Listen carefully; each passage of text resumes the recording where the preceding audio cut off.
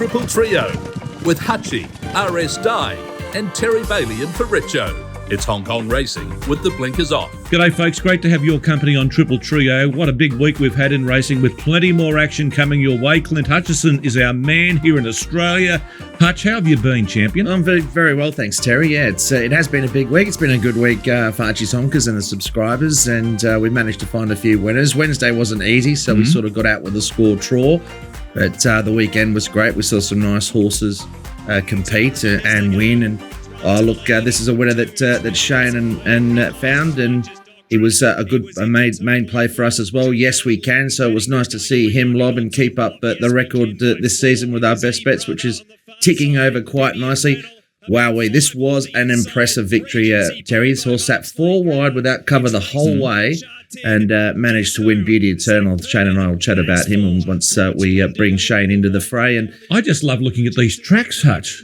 Like after what the weather we've had here in bogs and synthetic, and looking at this grass pad, and I watched Happy Valley the other night. The track, beautiful. Yep, that track was very nice as well. Comet Splendito. So a couple of best bets home, which is nice, Terry. So it's been a good week, and we want to carry that forward to this week as well, and hopefully the tracks will be just as good. Shane, can you do me a favour? Next time you come on the program, can you change those blinds behind you? They're very boring, old son. Do you want me to open it up? Yeah. Tell me if this is just don't jump. How's that? Mate. Yeah, that's better. You want that's that? better. You see? Yeah. Why aren't you? No, you better close them, mate. I Close can't them, see see? your head now. I can't see you now. Right. And where's the ocean? I thought you'd be right on the ocean. I love am. the Gold Coast, ocean's mate. on my balcony. You got all the ocean. Terry, it's good to have you back, mate. Our ratings went down last week when that other bloke was on it. 2 weeks ago, we went way up in ratings, and last week way down. So I'm just trying to work out. It can't be Clint and I, whether it's you and that other bloke who doesn't want to come on the show anymore because he's too busy. He's a superstar. Mate, he's. I remember when I first started with him in Melbourne, he was a nobody. And I worked with Dr. Turf, and we'd often put a lot of rubbish on him, and he wouldn't know what we're talking about. And now he's just left us behind. Yep, Mr. Racing. We're just sucking up the jet fumes of Richo flying. Yep, he's flying, and he will be back for those watching, but he's got a couple of weeks where he's very busy. So we're more than fortunate and delighted to have you along, TB. Mate, I feel absolutely honoured to be here. And as I mentioned last time, I enjoyed listening to Shane. He was teaching me something. He's going to teach you more today, Terry. Yeah, I've got a couple of questions for him too a little bit later on. Now, what's coming up on the show, Hutch? We've got plenty to get through.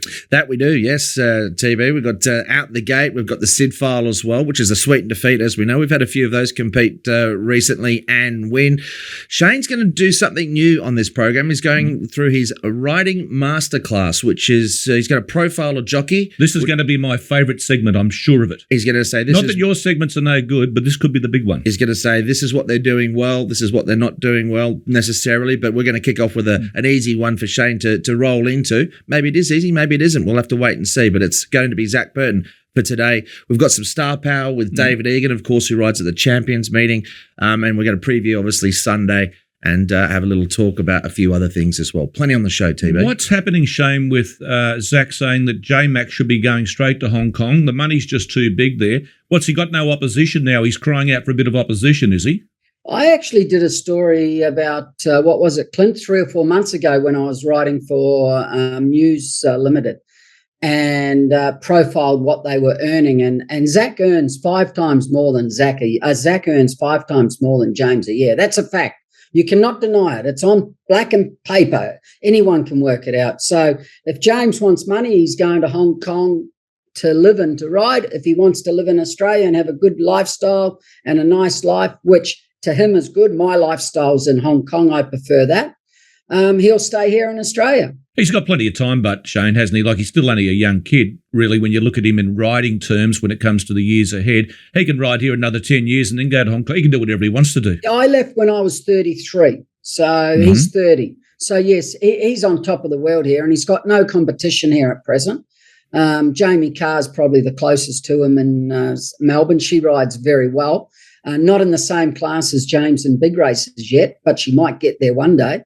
But in normal races, she's outstanding. Horses run for her. But there's just no competition.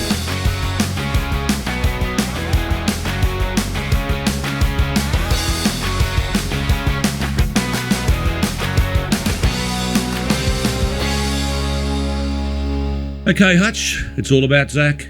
Zac. Was that 7 Zacs? 7 winners on the weekend, and he went to the races with a fantastic book of rides, but I can't remember the last time, Shane, maybe correct, I mean, you might remember, but 2 jockeys riding an entire card, certainly at Shah Tin, I can't remember that happening. I don't know if it's ever happened, honestly. Harry Bentley rode 3, Zac rode 7.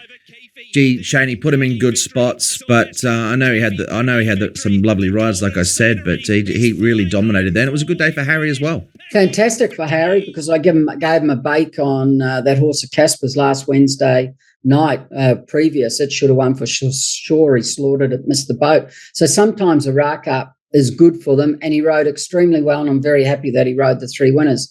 As for Zac, someone rang me the morning of the races wanting some tips in every race, so I gave him numbers. He got to race 6, and he said, mate, you've got Zac winning the first 6 races. I said, have I? I didn't even realise. And he said, yeah. I said, well, have a look on the Hong Kong Jockey Club at the jockeys. He was $1.35 to win the jockeys. I said, that's pinching money. Put $1,000 in the bank for 1 year. You'll get $10 back after tax. Put $1,000 on the Hong Kong Jockey Club and you get $350 guaranteed. The only way he couldn't win was with a fall. I had him winning 7 races on the day, and he won 7. Won one which I thought would run second. I think Emo or whatever it was. I had him running second. But he rode extremely well. You got to remember, Joe Moreira rode 8 winners one day, which was incredible. So I don't know whether the other jock that day rode a double or not, Clint. But Joe had a fantastic day quite a while ago now. But Zac's just dominating. He's too good for them, and he's getting on the best horses, and he's putting them in the right positions. Listen, I want to ask you also, when I think of Damien Oliver back in the 90s, he was seeing things 100 metres in front of him before it actually happened. And now I watch J-Mac in Australia, and he does the same. That's where he's different to Bowman and riders like that. He's seeing what's going to happen before it actually happens. Is Zac like that in Hong Kong, or is the opposition just not good enough to compete with him? Yeah, you say that, but in the 90s, Damien wasn't a better jockey than Damien Oliver. Damien wasn't a better jockey than Darren Beedman, Jimmy Cassidy, or Mick Dittman, or Shane Dye. Though we're all on par. James McDonald at present is just better than the rest, right? And it's like Zac in Hong Kong. He's better than the rest. So it would be good if James could go there, but I don't think he will. Okay, you got a horse by the name of Majestic Star. Tell me a bit about him, Shane. I liked him last week. I thought he'd get the right run. I thought Zac would lead. I think Zac erred in this race. He should have gone to the front. Still wouldn't have won Campione because the other horse was too good. He was set up. He had the right gait. He was always going to get the right horse, run this horse, and he won well. And he's going good. His first up run was very good, and he loves the dirt. He won on the dirt in Australia, I think, over 1,400 metres. So he's going to run 1,400, but he's a nice horse. I don't think he's a world beater and group company, but he'll do well, and he never goes bad. It was very ironic, actually, Terry, that you bring up about we showed that race as well, because Zac, we're giving him all the plaudits, etc. for the day, and he rode brilliantly. But I agree with you, Shane. He should have gone quicker on Campione, and I agree with you. He wouldn't have won anyway. I mean, he was sort of a little bit weak, but he went slow enough that they were all there, and he's on a horse that's a bit one-dimensional, and that was the one ride of the day, and it was the shortest priced runner he had for the entire day, and it was probably the one he got wrong, and it probably gets beat anyway, but he should have led and gone along at a good tempo, because that's what Campione's good at, Shane. I think we're seeing it eye to eye there. Yeah, he did it one day, first start on the dirt when I liked him, and he was good odds, and he used him a lot, and he went way too fast, and he was expected to stop how fast he went early, but he kept running. He keeps running when you let him run on the dirt, that horse. He still wouldn't have won, though. Magic Star would have come across outside of him and sat outside of him and still beat him. With Zac, what percentage can you put into the pricing of horses where they're under the odds with Zac?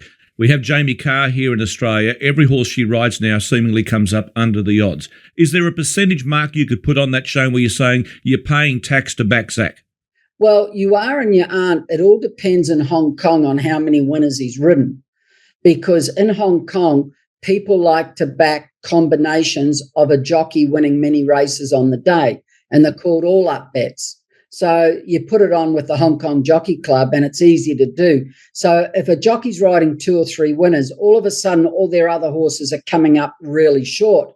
Now, if they don't, you're going to get longer odds. So it depends on how many winners they've ridden on the day to what price they're going to start. Okay, I find that really interesting. Hey, listen, Jamie Richards, champion New Zealand trainer, made the big move over there. He got to pay dirt Wednesday night, Hutch. I actually sat up and watched that race with Victor Wong in the saddle. Yeah, he went forward. He was looking to sort of slide in, but he did the right thing. He kept going forward and he put him outside the leader and he won very well. Jamie has hit the ground running. There's no doubt about that. His runners the week before didn't get the rub of the green in terms of the best rides. I mean, I say that, they were drawn awkwardly. It was going to be tough for a couple of them anyway, but he's really, his horses have come out running very well indeed. Yeah, they definitely have. He's taken his time. First meeting Wednesday night.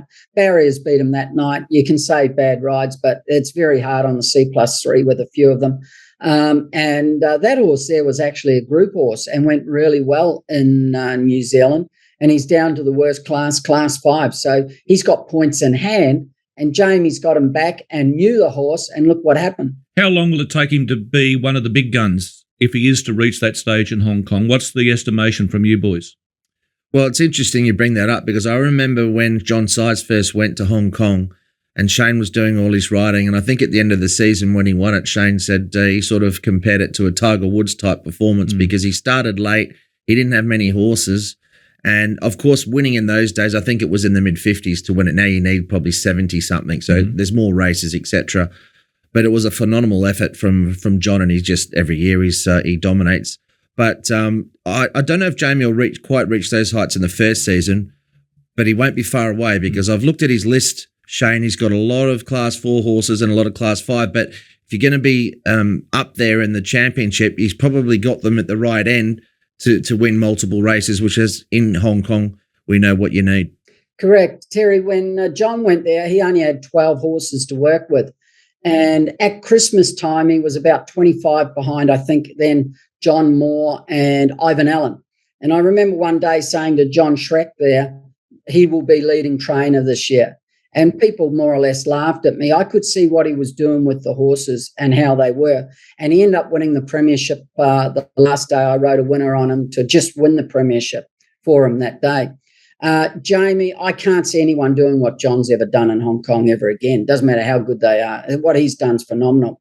But Jamie's very good. We know that. He's patient with the horses. And the best thing I've seen with Jamie so far is that he's trialled all of his horses twice. Right. And that's very important to me. They need those two trials going into runs. And he's been doing that. And I'm sure he's going to be very successful and have a lot of winners. 6th generation, Miraculous Honour, Super Sunny Sing and Regent Glory all in a line. He's going to dig into an empty hole here because Super Sunny Sing has grabbed him. But Super Sunny Sing. Hey, sweet in defeat, Hutch. What have you got for us this week, champion?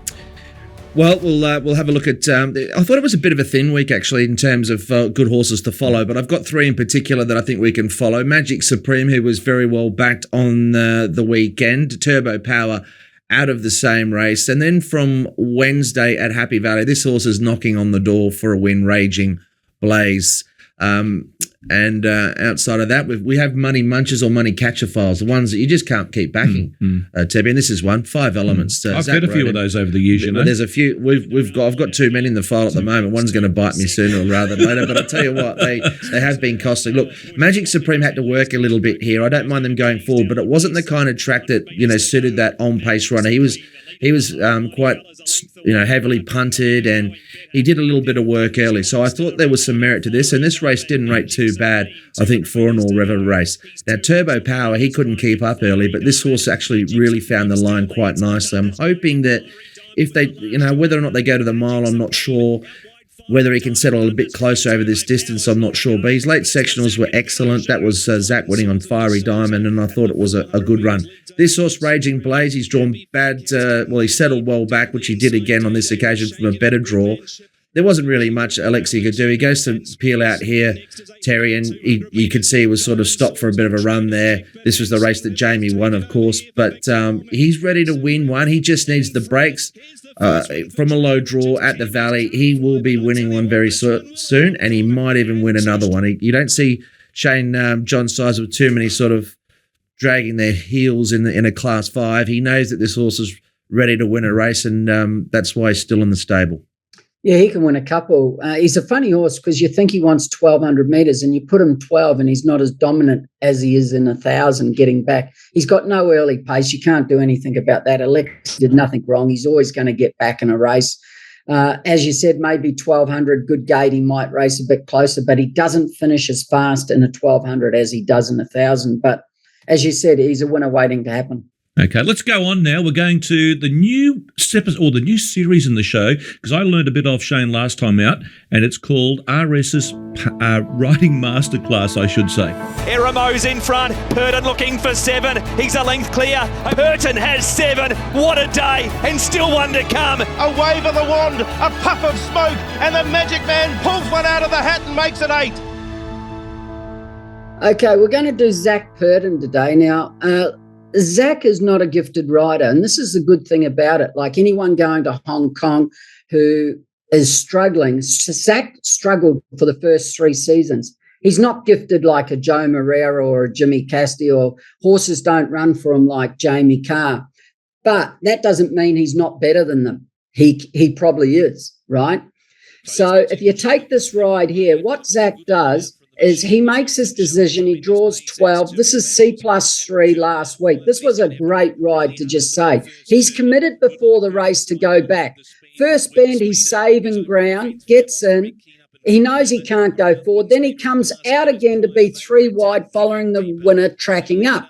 But the good thing about Zac is he commits before the race to do something. If he goes forward, he goes forward. There's no denying. Whereas a lot of jockeys hesitate and change their minds halfway through it.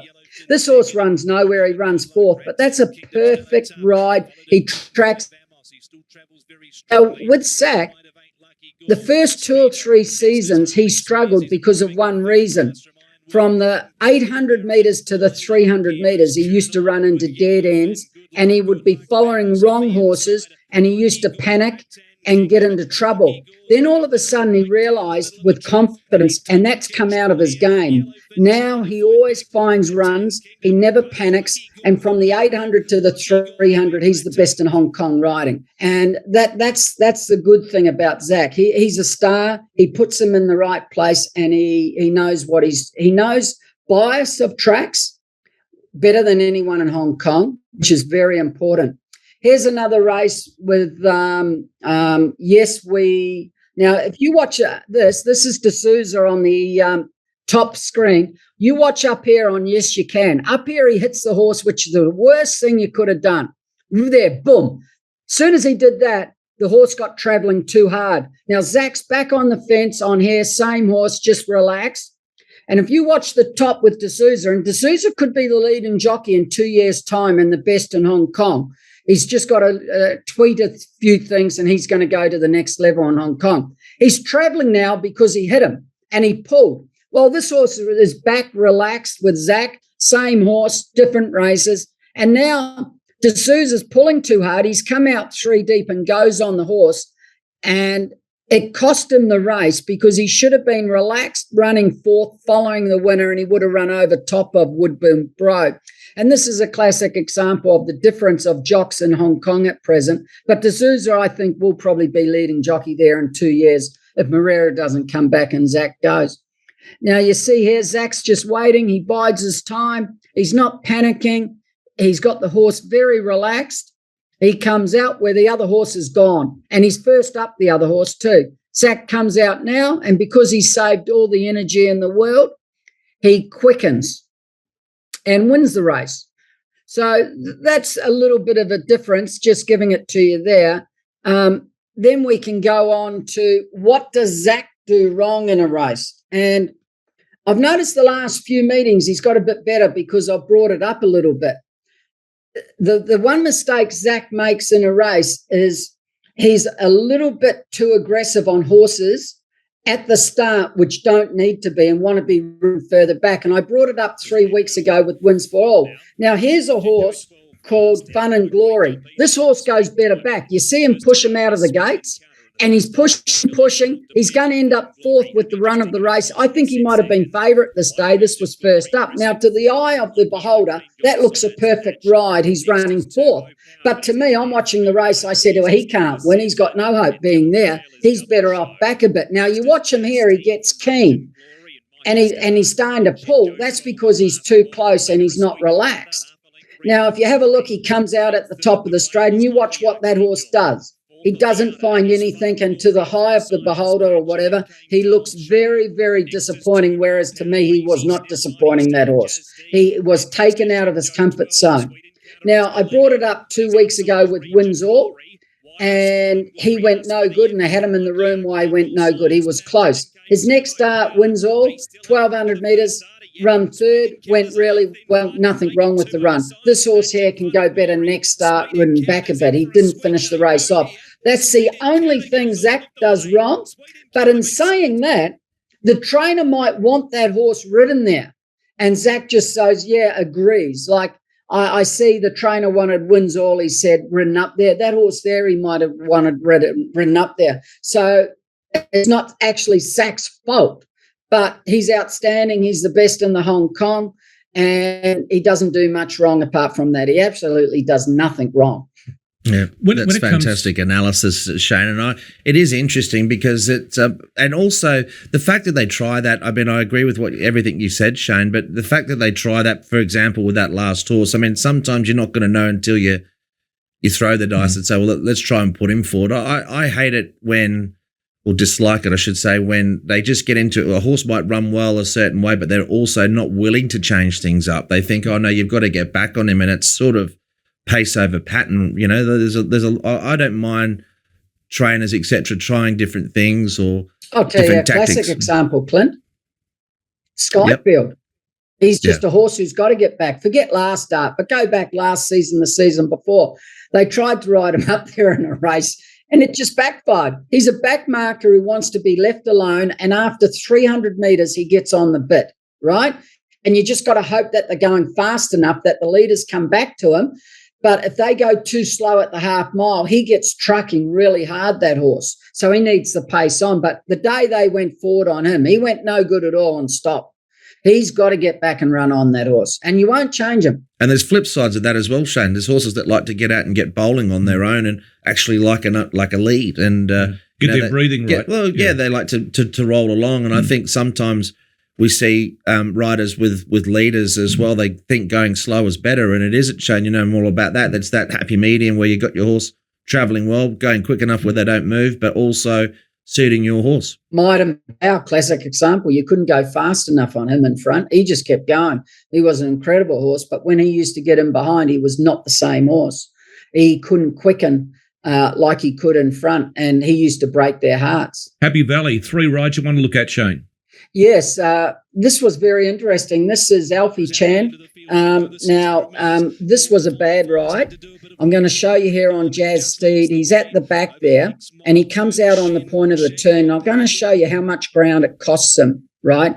If he doesn't come out, he wins for sure. So he should have stayed inside the horse in front of him in the thing in the bluish colours. But he comes out here, and if you stop it, he could have been inside the horse with the bluey-green colours and inside the horse with the red cap and saving ground and not working. But he's gone wide. The horse gets off balance. He loses a couple of lengths, and then he starts to get going, but it's too late. He should have won for sure. And this is what I've been trying to help the jockeys with, cutting the corner and keeping your horse balanced. He should have won. But you see him do it later in the night. Casper must have given him a pay about it, because this is a really good ride. Sugar and Sugar back there in the blue cap, following the second horse. Now, he could have come out here. That's him there. The horse in the front of him is running. He runs second, Harmony and Home with Zac on. He could have come out here, but he comes inside of him, and it wins him the race because he would have had to work around him. And this horse's run actually died the 40 metres. At the 40 metres, his run died. If he had to come around and before the turn and work, he would have got to the front at the 200 here by about a neck to half a length, and then he would have stopped for sure the last 80 metres. You'll see up here he darts through to win, and now his run comes to the end because he's first up and he's had enough. If he works around, now this is a great example of cutting the corner.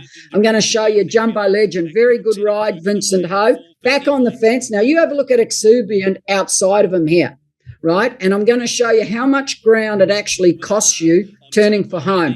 Now he decides to come in and cut the corner. Exuberant's going out. He's gone from a length behind him. And if we stop it up here at the 300 metres coming up, roll it just a fraction more, bang on, so you got his feet at the 300, that horse. Boom, stop. Okay, have a look where Exuberant is. He's in front of the 300 metres now. Exuberant hasn't even got to the 300. He saved 3 lengths there, probably 2.5, 3 lengths, cutting the corner. But the biggest thing is your horse isn't working. When your horse has to work around the corner, they can't sustain the run.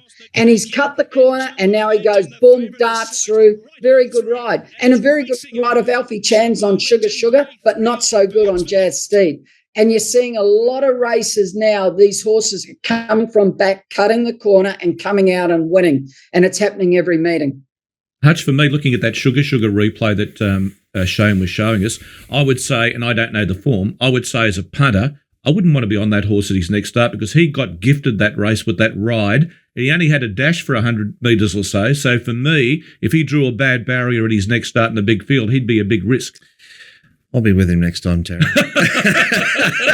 Shane, can you help me out there? Terry, he was first up, and what happened was his run died at the 40 metres. He had had enough. Okay. He was first up, and I think he had only had one trial going into it, and he trialled extremely well. He'll improve a lot from that run. But what I'm trying to say there is, first up, if he's going around that horse at the 600, he hits the front at the 250, and then he dies, and he 100% gets beat.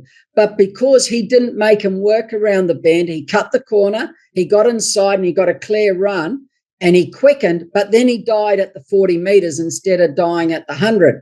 The other thing I will say, Terry, is you're not going to get a run every time, and if I back a horse and they don't get a run, I never complain because I know you're going to win more races cutting the corner and looking for a run than trying to go round them at the 600. And I'll never criticise a jockey when they don't get a run because that can happen. And it happens quite a bit. But you'll win more races at the end of the season doing that than trying to work around the bend. That reminds me of Damien Oliver when he rides Flemington. He rides it really well because what he does, he never comes wide. You'll never see Damien Oliver come wide on the circle at Flemington. He will stay in. He will hunt for runs. And when that gap comes, his horse has got energy to burn. Yeah, and that's what happened. Then they can take the gaps late as well. So, you see it. You see it quite a lot there, don't you? But I think hopefully a few of the riders take board of what RS is saying. He's spot on and really enjoyed those segments as well. Okay, now time for global racing with the Whirlpool.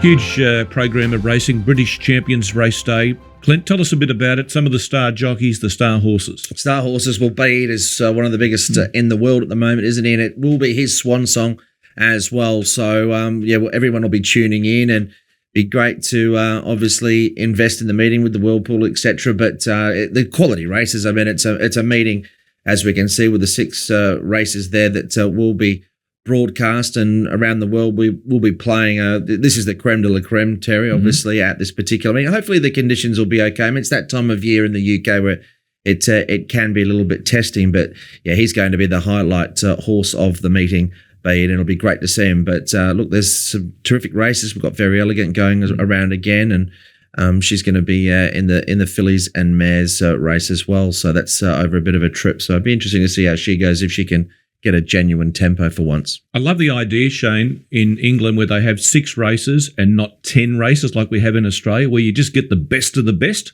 Yeah, it's all changed in Australia. When I was riding, there was only ever 8 races on a Saturday.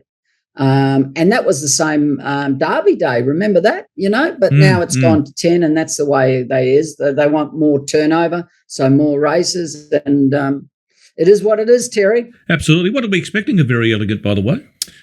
I think if she gets a true test, she can run better. I think she's clearly not where she was, but it's sort of like you didn't really learn much from the races because she's been buried around in midfield and they haven't gone that quick, and it's been a sprint home in a couple of the races. So I think if she gets a genuinely run race, she could run an improved race for sure. How good is Baaeed? He's outstanding. He's him and the horse from America are the best two horses in the world by a long way. He wins. He's just too good. He's very impressive. This is his last run, isn't it, Clint? Yes, this will be his last run, and it was interesting. They took their sort of time stepping him up to 1.25 miles, didn't they? But he was as impressive, if not more impressive, when they did sort of go to that path. I mean, this is what you want to see, Shane. This is a replay of him, of course, winning the Juddmonte. I mean, he's gone there just jogging against some quality horses, and he just conserves that energy, like you said. And when he lets down, he just leaves them in his wake. He's a beautiful mover, big stride, and he's just too good, Clint. He wins again tomorrow. Yeah, so they've obviously, some time ago, they decided not to go to the Arc on that track. I'm not sure what kind of condition we'll get there on the weekend, but irrespective of that, we like to see good horses in racing because it still brings new fans into the game. We like to see champions. It's a shame it's the last time we'll see him, but nonetheless, he's going to leave his mark as hopefully undefeated. And our star power guest this week will be riding at the British Championships. He's a top-class rider. He rides champions. His name is David Egan.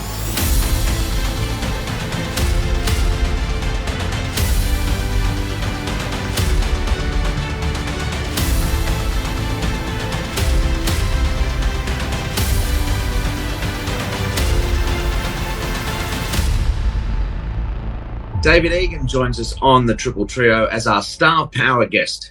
He's one of the up-and-coming young gun riders in the UK and Ireland. David, welcome. Yeah, thanks, Clint, for having me on. As you said, I'm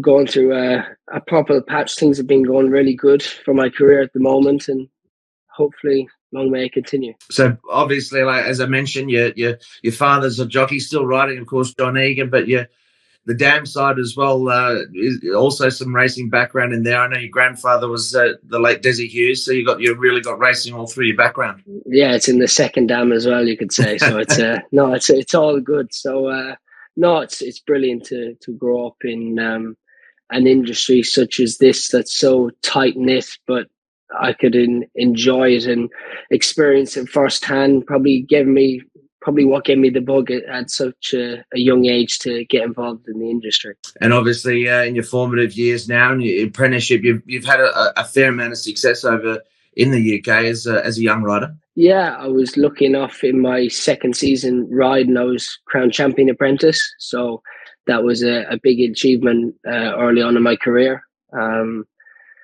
And from then on, I've had a lot of support of my boss, Roger Varian, who I've been based with since I was 16. So I've thankfully been taken under his wing and gone from strength to strength since then. The highlight of your career, which I would imagine would probably have to be Mishrif, and the relationship you had with this horse, the association has been absolutely phenomenal. And he took you around the globe, and you had a lot of happy days, I'd imagine, in the saddle aboard him. Yeah, look, Mishrif was magical to have a horse like him so early in my career. It's what a young rider needs to kind of throw him up on that pedestal to show that you can get the job done on the big days. It's all right riding winners consistent on a day-to-day basis, but when you're thrown in the deep end, you either sink or swim. So thankfully, a couple of days it worked out well in my favour, and Mishrif was a magical horse who achieved so much and was so versatile, and it was just a pleasure to be connected with him for sure. And that race is obviously worth a lot of money. I wasn't sure exactly the exact amount, but it's one of the, it's worth a small fortune as well. Absolutely. It's the richest race in the world. So I'll let your viewers have a look at that. But it's quite a life-changing sum of money. Forever grateful to Prince Faisal for making me his first jockey. I was 20 years of age, so it was a big punt from him. But thankfully, I think it worked out for both of us in the right ways. And Mishrif's achieved so much to win a Saudi Cup over 1.1 miles on dirt and to back it up and win over a mile and a half on grass 3 or 4 weeks later in Dubai was quite phenomenal. And that Shima Classic race, there's been all sorts of form. He beat Love's Only You, Love So Deep. It was a tremendous race, and to win it was a real honour. Talking of your riding overseas, this year you're going to Japan as well, so that must be a real feather in the cap and something that you're looking forward to. Yeah, I had the privilege to be invited to the World All-Star Jockey Series in August. One of your fellow riders, Craig Williams, was there. It was the first time I met him. It was a great experience. I didn't have a winner on the weekend, but just to be embraced in the Japanese racing culture was a real eye-opener. The way they sort of get behind all the horses and the jockeys, it's something I never really experienced before. So to be asked back for another long kind of short-term period, I'm just very thankful to JRA for granting me a license, for sure. Yeah, well, for those who don't know, a lot of the overseas riders, if you're not based there, you have to obviously speak the language there, but is it 3 months is the maximum they give you anyway? So it probably works out quite nicely for you in terms of the Northern Hemisphere, and you're sort of off season in the UK. Absolutely. It just fits in quite well. I'll obviously plan to be there till the end of January, and then obviously February is quite a busy month in the Middle East, which I've had some success there in the past. So hopefully I can have a little stint there in February and then get back to Newmarket there in early March and kickstart the year off again. Right now we might take a look at Champions Day, and it's obviously an emerging day on the English racing calendar. It's something that's been brought in for a little while now, but it's had great and tremendous success, I think, hasn't it? Yeah, look, it's what the whole year culminates to, and to have such a class of horse varying over different distances and all them multiple Group 1s, top class Group 2s, and a very, very competitive handicap to finish off the day. It's in my opinion, it's a great thing for English racing. It's something we all look forward to, and once that's over, it's time where the English turf racing starts to die down a little bit, and then normally everyone goes off on their travels after that. So it'll be a very exciting day for everyone. So on that note, David, I might just try and pick your brain and get your idea on how you feel a few of your runners will go. I know you're astute with all the form, but one of the early rides you have, Eldar Eldarov. Can you tell us a little about that galloper? Yeah, he's a magic horse who, look, he's got a very special place in my heart to win a classic. He won the St. Ledger quite emphatically last time out. He's a top-class stayer who has only been getting better and better. Stepping up to 2 miles for the first time would be well within his comfort zone. They're still not sure what the weather's going to do. I know Trushan, who looks to be his nearest competitor, will want every bit of rain to fall, because we all know he wants really, really soft ground. So it's a competitive race, but he's a top class horse, and I think he's going to run a very, very strong race. The second event over there, you've got another one that looks like a decent ride in Brad the Brief. Yeah, Brad the Brief. He's a mud lover. He's a horse who'd love a deluge of rain the morning of the race. So if a lot of rain comes, he'd be one your viewers would have to have a look at. He's a Group 2 winner last time. I won a conditions race on him in Haydock, and he won it with bundles underneath the tank. So if there was quite a substantial amount of rain, he could be one to have a little eye on. Yeah, and what would be, if you had a chance to have a look at the race, and would you have an idea on what would be the main sort of chance or the main danger in that market? I know Creative Force for Charlie Appleby and Willie Buick is pretty firm in the market. Yeah, he's a top class horse. He's proven on sort of any sorts of ground. He looks very versatile, and I think he's the one that, although it's a Group 1, he's at the top of the market, and I think he deserves to be there as well. So I think everyone's going to be keeping an eye on him at the 2 pole, that's for sure. Yes, and just your last one there that we'll touch base on. Stay Alert, another one that looks to have some chance. Yeah, she's a filly you have to ride cold. It's the first time I rode her last time out when she won Group 3. It was actually an ARC trial, well, formerly known as the ARC trial at Newbury. Quite a free-going type who has been quite keen in her races, so Mr. Morrison told me to drop her out, try and switch her off as best she can, and sort of come there late. And to be fair, she actually switched off really good with me, but she was detached for the first couple of furlongs. She was 5 or 6 lengths off the back of the field. She relaxed too. I creeped. Yeah, almost. And then I creeped her into the race at halfway and bored my way a passage on the inside. And if your viewers watch the replay, she got me out of a bit of trouble. We were stuck in a pocket till 150 meters before the line. I had nowhere to go, and when I switched her out, she had a tremendous turn of foot. So if she can relax in her race, the turn of foot she showed me at Newbury, she'd be as quick as any of the other fillies in that race. So she'd be one to keep an eye on. Your childhood friend, and I know they've been family friends for a long time, Kieran Fallon, in that race as well. It must be nice to ride with someone who's you sort of grown up with there as well and had a fair bit of success as well. Yeah, me and Kieran would be best friends. We travel racing a lot together. We play a lot of golf together. We used to go to school together in our sort of younger days, and I moved to Ireland and Kieran moved up to the north of England. And then when we were both 16, 17, we both moved back to Newmarket to pursue our careers in horse racing. And it's funny how everyone comes back together, and the friendship was still there, but it's very competitive, I have to say. Just wanted to touch on Baaeed. I mean, he's obviously got such presence about him, and we're understanding that it could be his final race as well this weekend as well.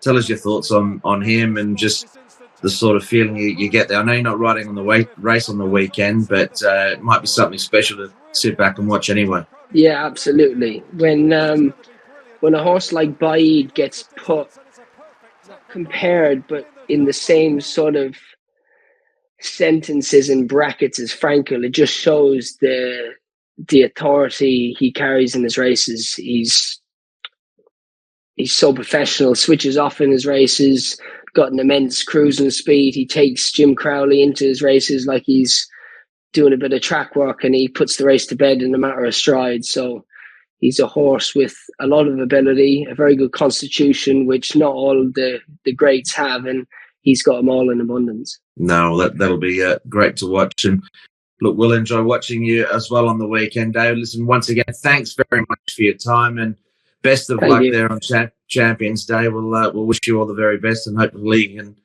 can bring home the bacon. Thanks a lot, Clint. Nice to speak to you.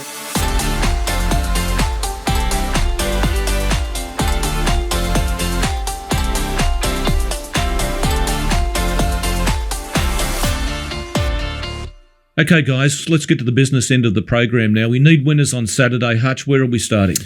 Well, we're looking at the Oriental Watch Shartin Trophy. It's a good race, this. You usually got to be a very good horse to win it, and this year will be no exception. And we're seeing some of the big names step back out. We've already seen, of course, California's Spangle step out this season. This is my market. He'll start shorter than this. I got him $1.74, but he'll probably be more like $1.50, $1.40 maybe. I'm not sure how market. It will depend, I suppose, on Beauty Joy, how much attraction does he get. I've got him around $12. Russian Emperor will be pretty popular. I think the horse that could run well that might surprise a few is Turin Red Sun. I've got him around $14, just at the weight. He comes through that 4-year-old series last year, and he has run quite well.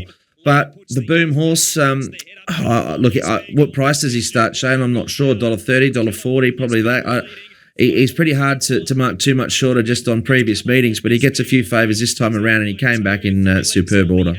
It all depends how many winners Zac has ridden by that stage, actually, whether it's $1.20 or $1.40, 50. He's too good. The best thing about him, Clint, is that Tony trains him and he dominates the pace in these races. And he's got 3 in the race. There's no way the other horse, Carnying Star, is going to take him on. So he's just going to bowl along in front and be too good. Beauty Joy looks so good at the trials. I thought he was impressive. Yes. Here's excellent proposal, isn't it? Yeah, it's excellent proposal. None of these. I don't think he did trial well. He trialled nice. I thought Beauty's Joy's trial, like you said, Shane, was very good. He broke 33 seconds at his last start in Hong Kong last season when he looked to be detached from the field. It was an unbelievable victory. He was sort of stepping into golden 60 areas there with that sort of finish. It was quite a remarkable performance. What did you make of him? Because I know, he's probably not going to get the right map. He's fresh up. The 14 doesn't matter because he doesn't muster that much, but he's an interesting horse because he's just sort of headed that way, isn't he? Yeah, I've liked him from day one, Clint. I thought he was very good. He's definitely a Group 1 horse. That goes without saying.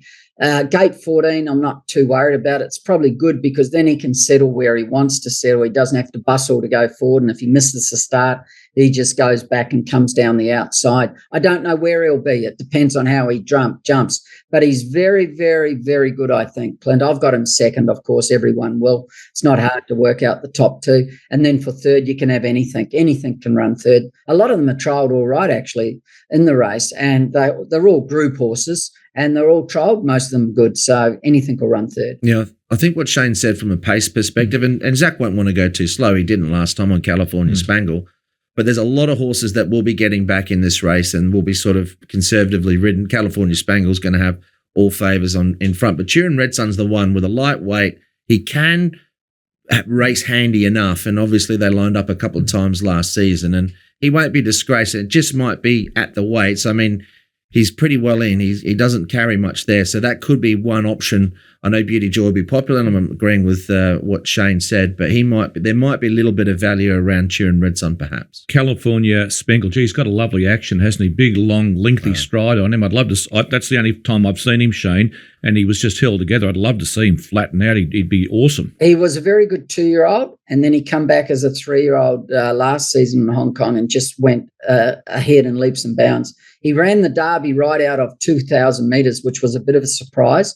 He can do 1,200, 2,000. He's out of trouble on pace.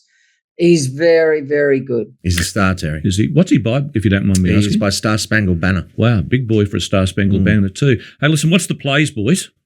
I think obviously California Spangle's going to be very short, but I the way I'd play it as an exacta, I think you go California Spangle. You're obviously going to have Beauty Joy in there, but I'd be having something with Turin Red Sun as well. I think you got to structure your bets around that with California Spangle likely to be prohibitive odds.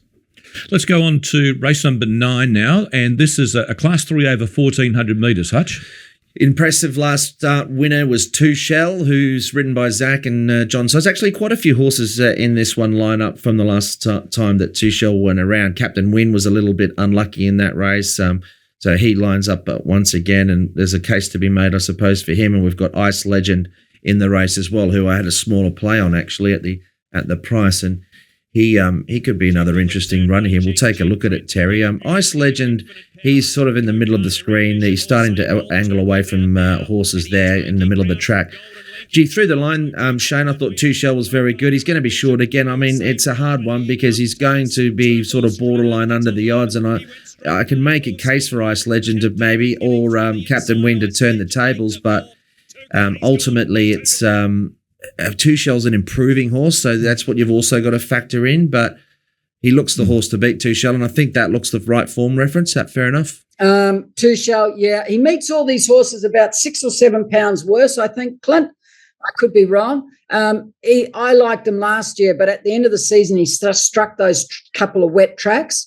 You would think he would improve on his first run. He might be able to race a little bit closer from gate 2, but you don't want him up there because he finishes so well ridden off the pace. There's a lot of horses in this, Clint, that can place, like Captain Win run well last start, didn't he? He hit the line. Co-partner Ambition's the horse who might improve. Last start, they rode him too close. They had him third defence and he couldn't kick in the straight. He's better off midfield. If he gets midfield, he'll storm home and he can run a race. I think he wins again, though, Clint, even with the weight disadvantage.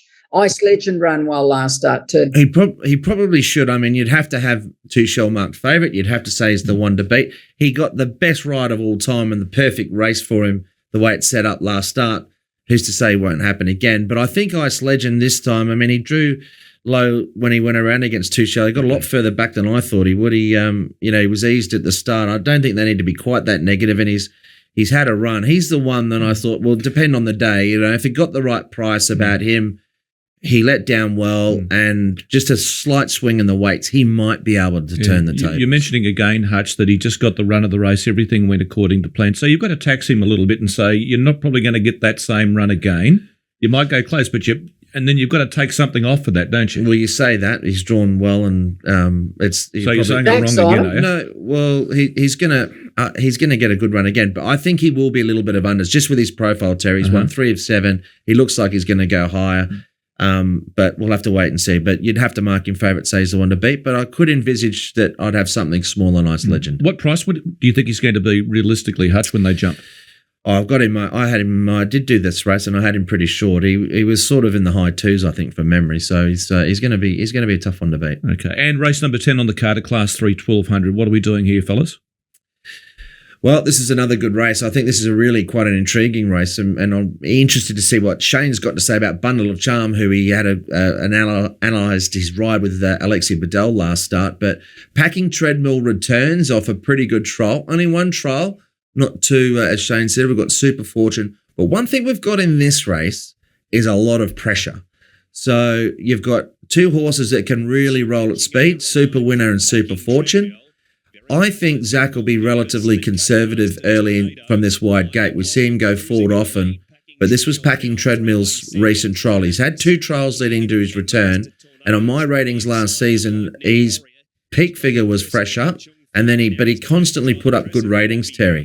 We've got a horse, obviously, in the field that is also on the way up, and that's the John Size trained Bundle of Charm, who's got a good profile. He's 1, 2, 4, but he hasn't quite reached those heights on my personal ratings. So, but he's had the run back, Shane, and he maps nicely. He can let the speed go, and he'll get a cushy run. So, I mean, those 2 will run well, and I thought Super Fortune looks the other one. But I'll be with Packing Treadmill. I think Zac's got a good chance in this race aboard this horse. I think Bundle of Charm will win from gate 2. There's good pace, as you said, Clint. He'll probably take a sit. Now, since that first up run where he went too fast and it was on a soft track and he needed it, and it was a big increase in weight from last season and Class 3, he's had a trial since his last run. He ran 110.43, I could be wrong, something like that, which is really fast. And he was hard held. He led the whole way. He was never off the bridle. He looked good. He gets his chance here. If he leads, that's debatable because there's a lot of pace in it, but he'll come out leading, and if they go too quick, he'll let them go. The horse you mentioned, Packing Treadmill, he's going to go higher. He's a lovely horse. All of his runs were good last year. Even when he ran 5th last start, Clint, he got too far back, and he still ran home well, and the race was over when he was getting home. Gate 11's an awkward gate. I like outside gates on leaders, but he's not a leader, this horse. He's running 4th, 5th, and there's those 4 or 5 horses in there that are going to be where he wants to be. So he could get caught deep, but he's got the ability to win. It's a good race, one of the better races on the day, and there's nice horses in it, Clint, but I'll go Bundle of Charm. Yeah, I mean, I could legitimately back either one of them. It really, I'm intrigued to see what the sort of market will do. I'll have Packing Treadmill favourite, but so the market's going to dictate which way you go on the punt. Yeah, well, it always does. But at this early stage, I'm happy to be on Packing Treadmill. The pace will be good. He won't lead on Bundle of Charm this time. I know after what happened last start and with Super Fortune in there and Super Winner, they're going to roll. Buddy come across fast last start, Clint, and he's got gate 14. There's really good pace. I mean, this race to me sets up on an even track to the horses that are just going to be parked in midfield or even a further back, and that's what I think Zac will be looking to do. Okay, what about the best of the best? Best of the best. Well, I mean, I'm going to make certainly packing treadmill of play. I think there's another race where we can have a Quinella. I think there's a good Quinella TB on the day, and it's 2 young horses. There won't be a lot of meat on the bone, but Sweet and Count is a really interesting one. I just want to touch on this horse as well. I mean, we liked him. We made him a bet on his debut. He started a big price. I didn't mind actually one of his trials. The market didn't want a piece of him. But he went to the front, led all the way, and was very impressive. I've gone back and done some research on the Group 1 Gold Mine as well with Sweet Encounter, and it's a really high, higher than expectations. When you got this particular pedigree, a Toronado out of an Acosta de Lago mare, it's 7.3 times higher than the expected. This is the algorithm, Terry, on Bloodlines with horses, and his distance range is going to be 12 to 1600. But look, he won it very impressively first up. He's going to be hard to beat. There's one clear danger in the race. They're going to dominate the betting. It is Sweet and Count on Universal Horizon. They ran similar time on the same day, same trip, but Sweet and Count is going to jump from that wide gate, roll across the front. I think you see Vincent Ho sit back on Universal Horizon. They'll run 1-2 for me. I don't think there's much else in the race. I'll go Superb Daddy in race 2. Been out of form. His 2 runs back this year have been good. Hasn't raced over the 2,000 metres before, but he ran the 1,800 out last start. He's on a very good rating. He's not the worst in an open race at odds, but it is Class 5. That's just quickly. And the overall program, how's it looking from a punting point of view? Your confidence levels, Hutch, out of 10, what would you give me for the card? 8. RS? Ask me Sunday morning. You're no fun at all, are you? No. Hey, listen, we've got a competition. Zac Purton's won 5 premierships, and you can win some Zac Purton collector cards. Hutch, the chance to win, you simply subscribe to the Triple Trio on YouTube, or you share the link via Twitter, tag at Hutchie's Honkers. Yes, do that. And the Sideline Series does a great job, and there's some, they're very sought after items now. After Zac's ridden 7, he's all over the news. We had these in the old days when you followed a football team. When I was a kid going to school, you got your cards, your footy team cards. They were huge in the old days. Well, are you that old, Shane? No. No, that's right. No, you're in New Zealand. You were a few years behind us. Sorry about that. He was still doing the Form TV, but I took my best bets to school, not cards. Hey guys, thanks for having me on the show again. Really enjoyed your segment, Shane. I'm always learning something from you. As I mentioned, don't forget, a nice greyhound. You can have a bitch or a dog. You'll be right, okay? I'll take care of you. Hutch has got one with me. What, a pup? A dog, yes. It's broken in. It's ready. He's got 2. If you want to sell a pup, I'm going to tell you what to do. Go to James McDonald and say, I've got these pups. Zac's brought a couple already. Right? James will go, oh, give me 3 then. And vice versa. Say to Zac, Zac, I've got these pups. James brought 2. How many do you want? There you go. Yeah. Good idea, Shane. He's too clever. I'm scared, Clint. I might even do it. He's too clever. Thanks again, Shane. See you, Shane. See you, Hutch. And we'll see you again next week. Bye for now.